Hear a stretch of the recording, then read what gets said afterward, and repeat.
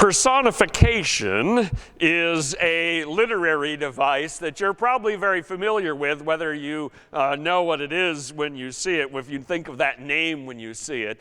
The idea then is that inanimate objects are treated as if they're alive, given human qualities in order to tell a story, in order to share something. Of course, having a child in the home, you ought to be, if you've been through there, you know personification, right? Thomas the Train, that Clara used to be a huge Thomas the Train fan, that's definitely personification, right? They put faces on the trains, give them voices, give them emotions, make some of them nice and some of them naughty and all of that.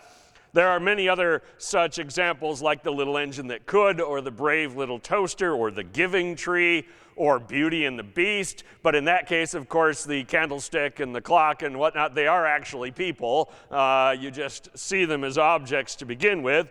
But in this day and age, there are some other ways, of course, you can do personification. I was thinking back, and this is before Will's time by quite a while, to the movie Tron, if you remember that from the 1980s, where the computer program came alive. And it was alive inside there, and he went in there, and of course the Matrix took that same premise a couple decades later.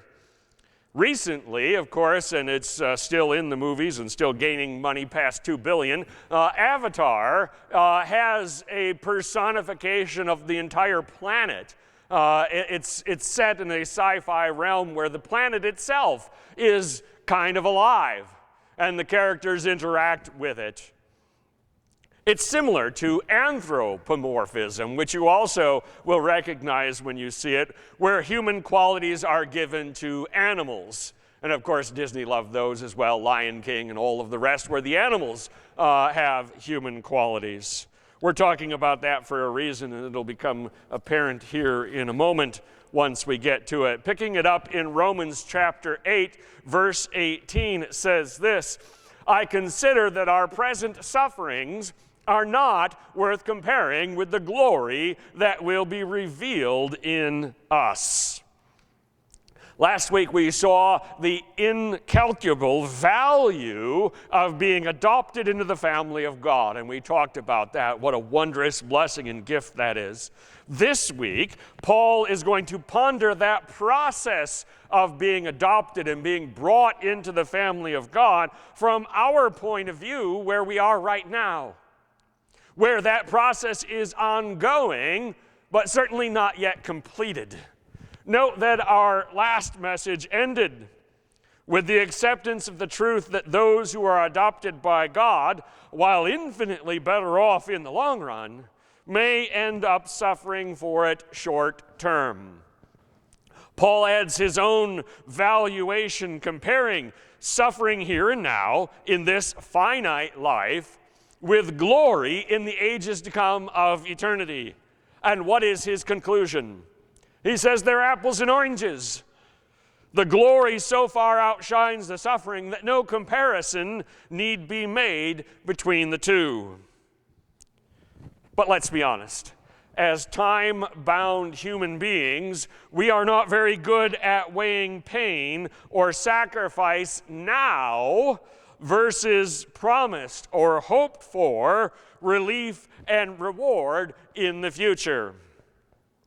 Part of our mind looks at the certainty of the negative now in comparison to the likelihood of the positive later and balks.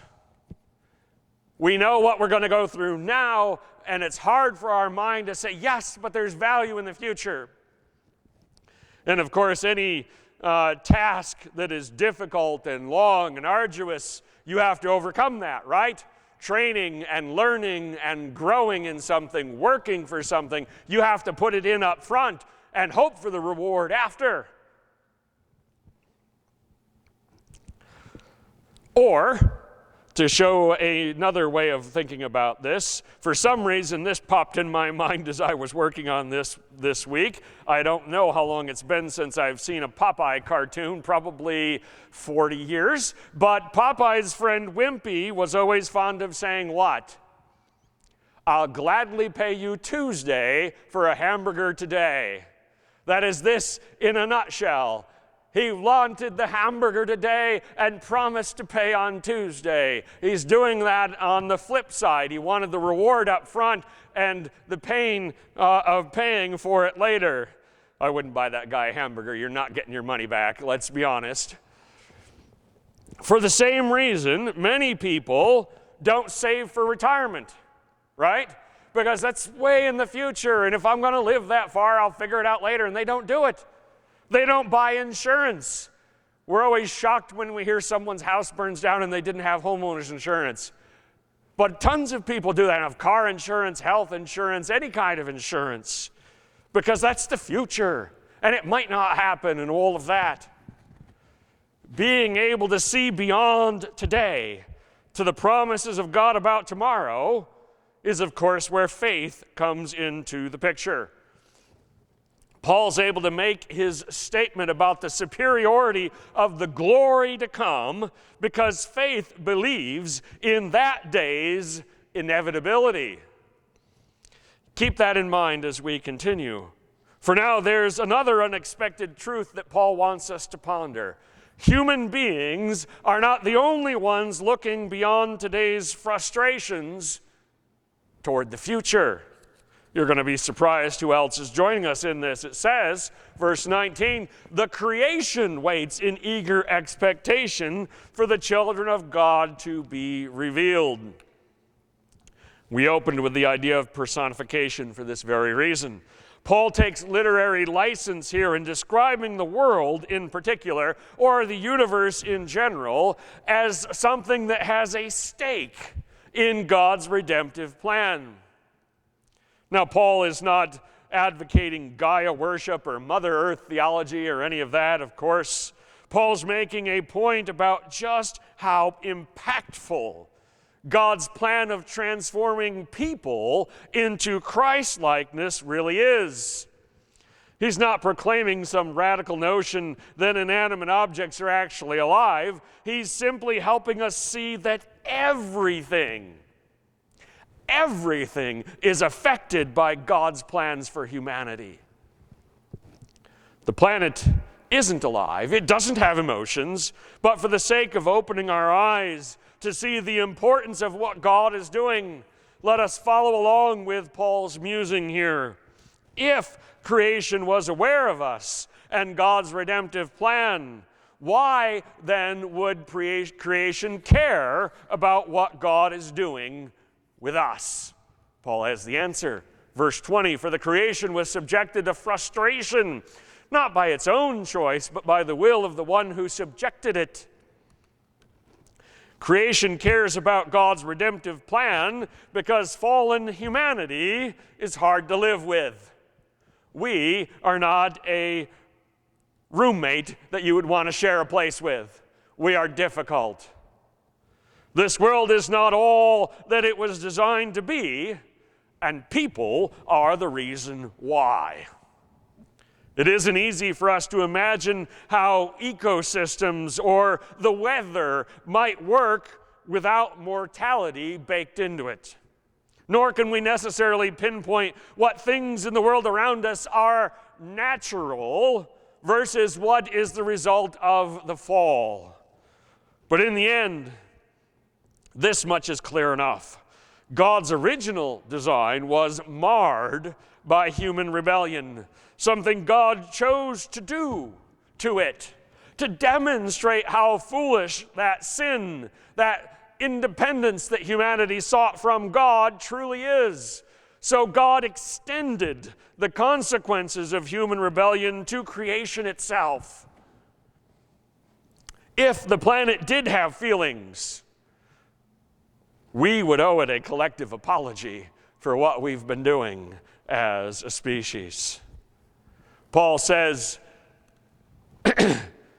in the hope that the creation itself will be liberated from its bondage to decay and brought into the freedom and glory of the children of God. Imagine a world without death and decay. Our minds can't grasp how different that would be.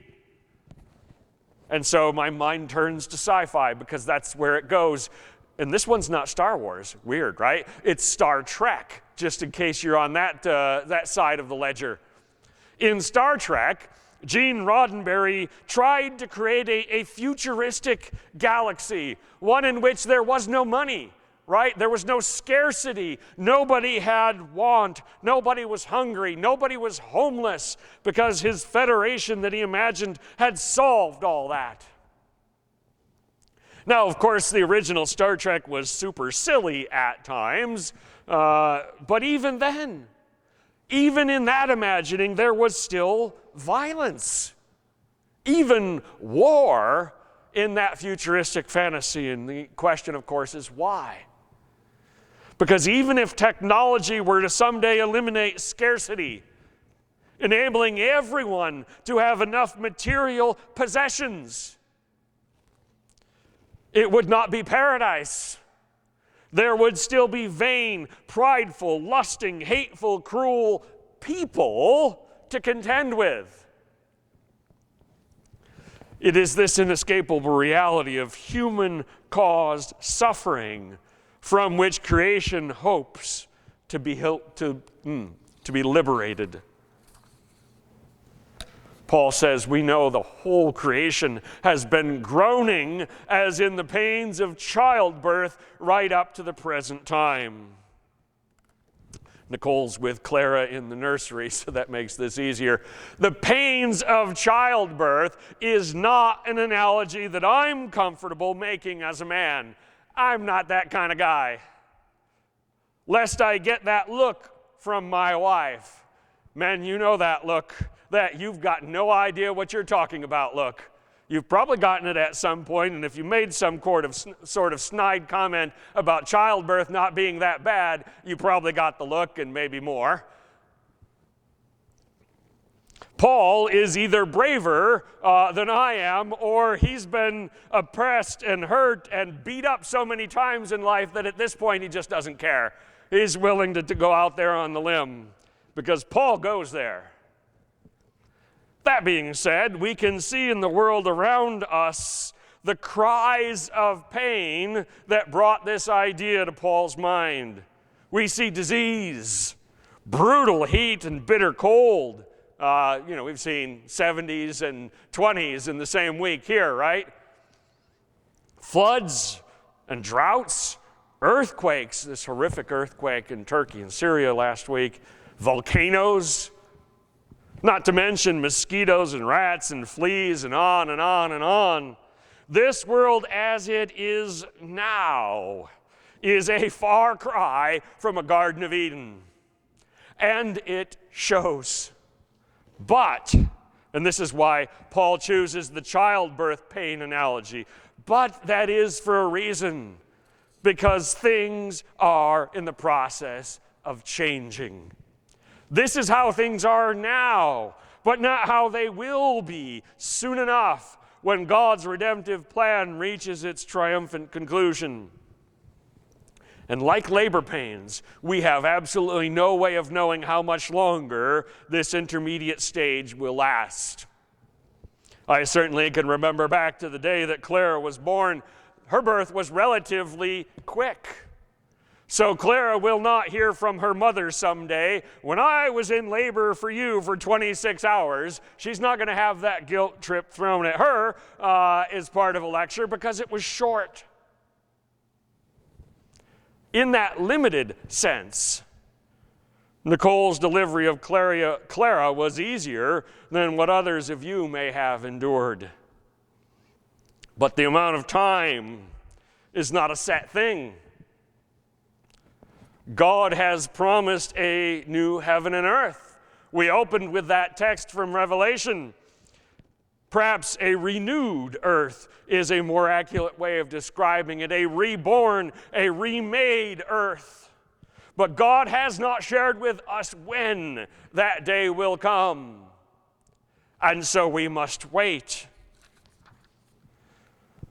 Paul says not only is the planet, is creation undergoing the pains of childbirth, not only so, but we ourselves who have the first fruits of the Spirit groan inwardly as we wait eagerly for our adoption to sonship, the redemption of our bodies. For in this hope we were saved. Like the creation that Paul personifies here, we are in a transitional stage. As my college professor, Dr. Mayers, called it, already, but not yet.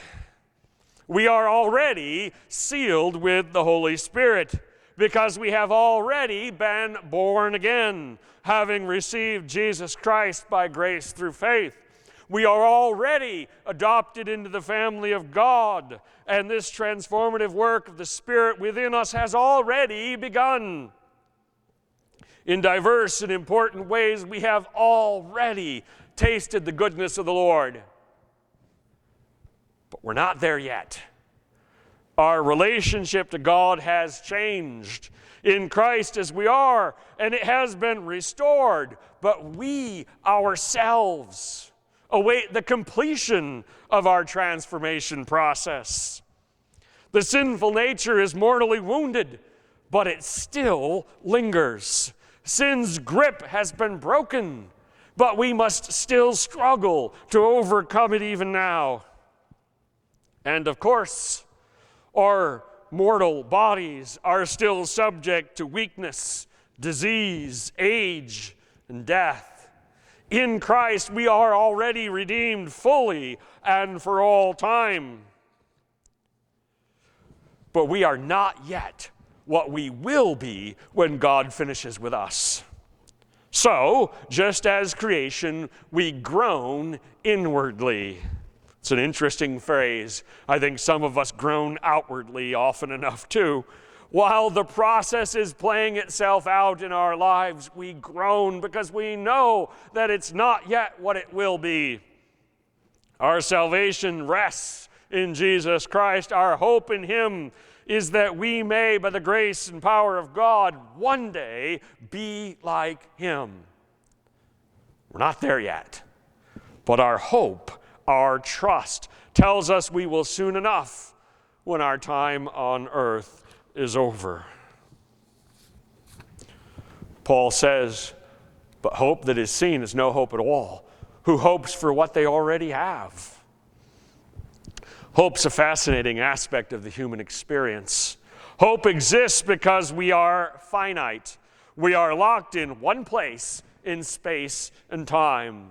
We wouldn't need hope if we had perfect knowledge of what is to come, or if we had perfect faith that covered all the gaps in our knowledge and experience.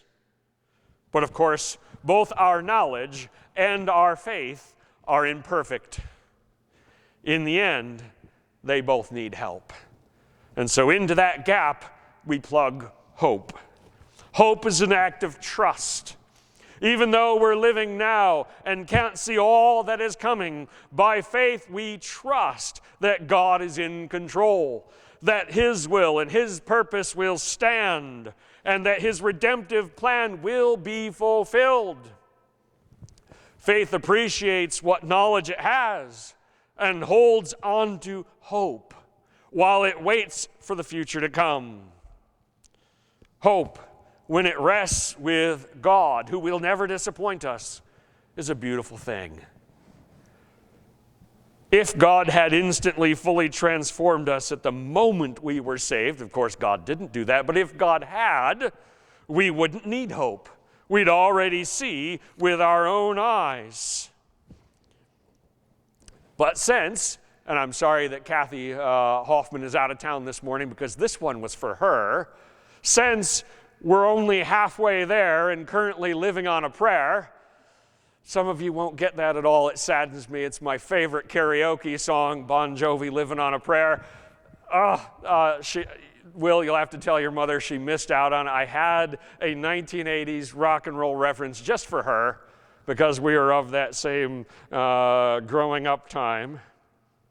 Since we're only halfway there and living on a prayer, we will always have a place for hope until that day in glory when both we and creation are fully made new. So Paul ends with this: but if we wait for what we do not yet have, we wait for it patiently.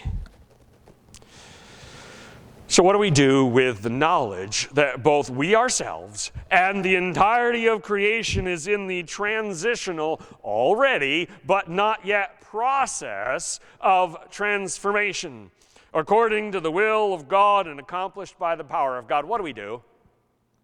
We have patience.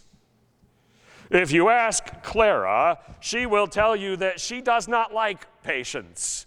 And this is a surprise, right? Because children love patience. Few of us like patience. You know the old adage, right? Don't pray for patience because God's going to give it to you. Actually, you should pray for patience, but it's a no small thing. Well, if you're a child and you don't have a clear sense of the scale of time between minutes and hours and days and months and years, patience can be especially difficult to hold on to. If I told Clara that we were going to take a fun trip this summer, and I already have because we're going back to the beach as part of the pastor's retreat in June, she will be getting antsy for that to be here by next week. You can say it's 4 months away, but that's not going to fly. 2 days later, she's going to say, is it tomorrow? Are we going next week? Right? Because that's the way the child's mind works. The thing is, we very much want to be transformed into Christ-likeness. We eagerly await bodies that are not subject to decay and death, hearts and minds that are no longer contending with a sinful nature. That longing is a good thing. It illustrates that we understand the tremendous value of what God has promised. And it illustrates that our faith and hope are sufficiently strong because we expect that promise to be fulfilled in time. But we're not there yet, and we won't be while our mortal life continues. Does that mean we give up on forward progress and simply coast on till death, leaving everything in the hands of God? Not at all. The groaning that Paul describes reflects our dissatisfaction. Having these braces makes pronunciation sometimes fun. We are not satisfied, there I'll say it the easier way, with the present and our eagerness to continue moving ahead in our discipleship. And so we press on.